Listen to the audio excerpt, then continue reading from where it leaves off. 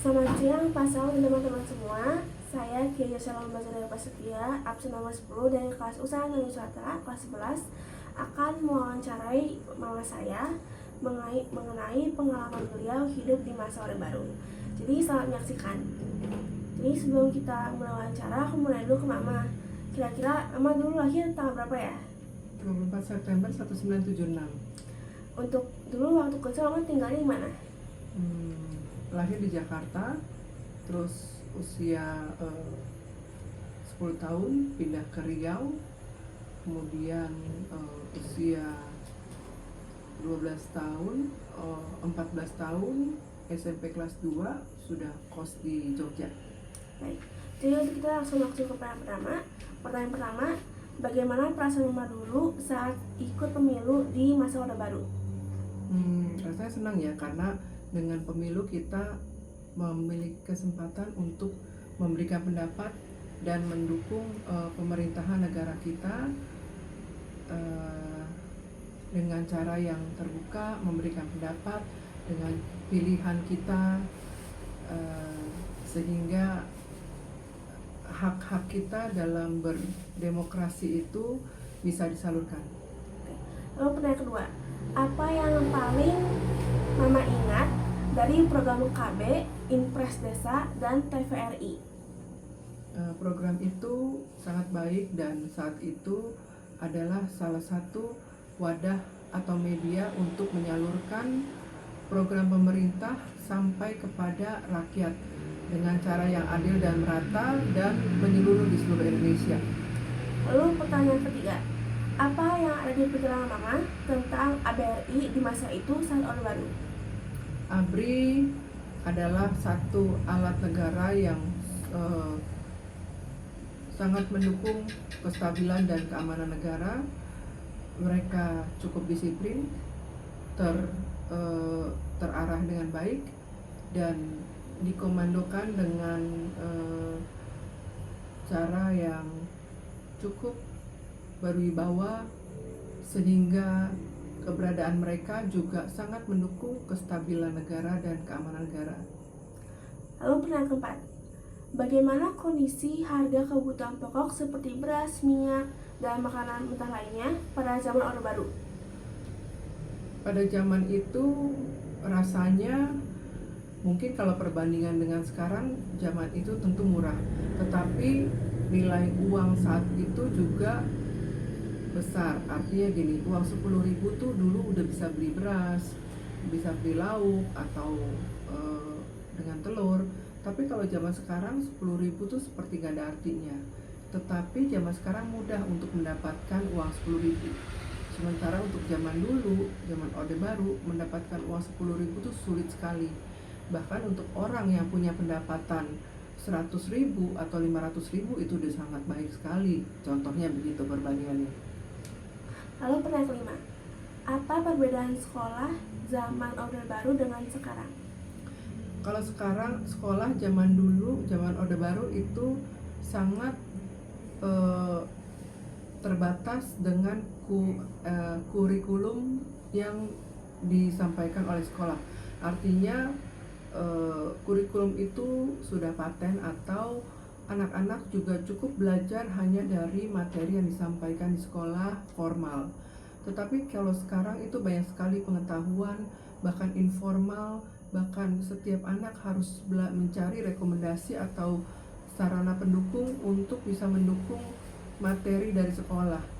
Tetapi ada banyak kelebihan sebenarnya dibanding kelebihan di zaman sekarang dibanding Orde Baru, karena dengan begitu anak-anak lebih mencari lebih dituntut untuk punya pengetahuan lebih luas dan mencari ilmu-ilmu pendukung lainnya dari sarana lain seperti digital, internet, dan lain-lainnya. Lalu pertanyaan keenam, bagaimana perasaan mama saat suasana keamanan sehari-hari di masa itu? Apakah warga-warga pada masa itu masa aman atau justru masyarakat takut pada pemerintahan? Kalau aman tentu lebih aman. Tapi mungkin bukan takut pada pemerintah, tetapi dalam mengemukakan pendapat semua tentu ada tatanan dan aturannya, sehingga setiap orang tidak mudah untuk asal memberikan komentar, mengkritik ataupun memberikan pendapat. Tetapi pada kenyataannya di zaman sekarang orang malah jadi kebablasan dalam memberikan pendapat. Orang merasa sudah berhak untuk mengkritik pemerintah, tetapi kritik yang disampaikan itu hanyalah bersikap emosional dan tidak punya nilai yang bisa dipertanggungjawabkan atau seringkali tidak terbukti kebenarannya. Orang seringkali hanya adu emosi, adu pendapat, adu mulut, tetapi bukan mencari solusi. Jadi itu yang terjadi di zaman sekarang. Orang berpikir bahwa mengkritik pemerintah itu adalah hak mereka, tetapi sebenarnya mereka lupa bahwa dalam menyampaikan sesuatu, mengkritik itu juga perlu ada caranya. Artinya lebih kepada memberikan pendapat.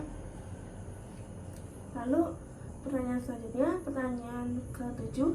Menurut Mama, apa kelebihan dan kekurangan pada masa Orde Baru?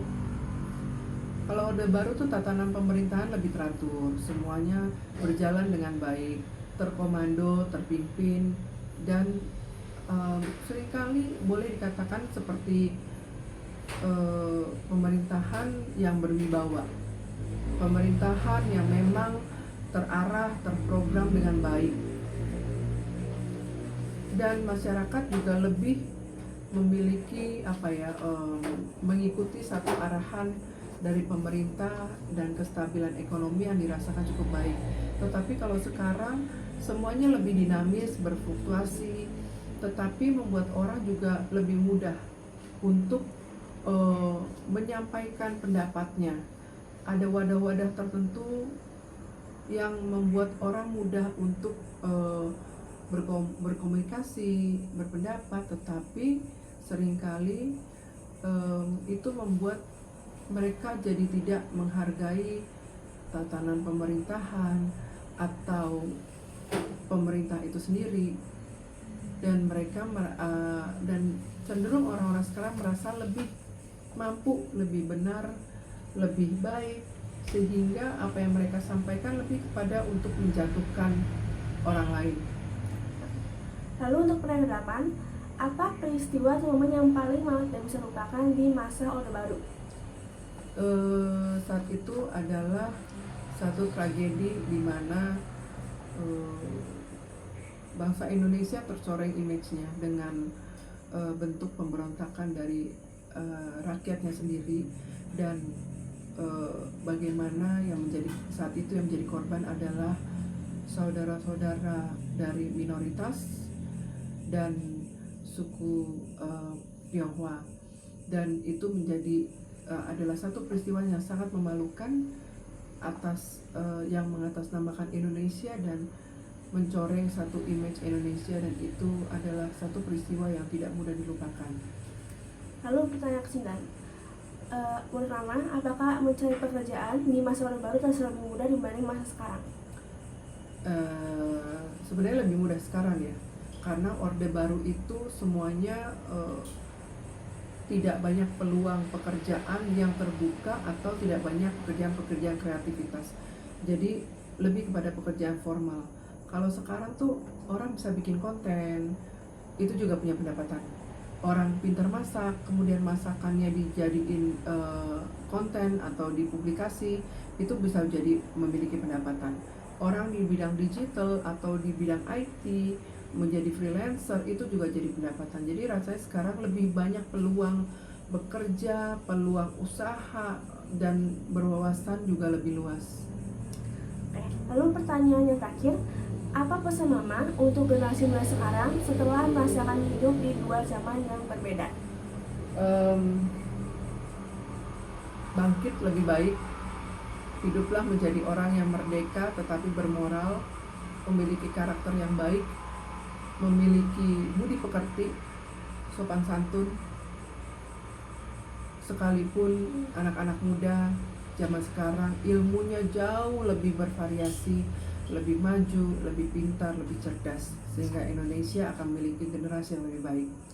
Baik, jadi itu saja dari wawancara kita pada hari ini. Terima kasih Mama karena sudah wawancara dengan aku, dan terima kasih juga kepada teman-teman semua dan Pak Saud yang sudah menonton. Terima kasih semuanya.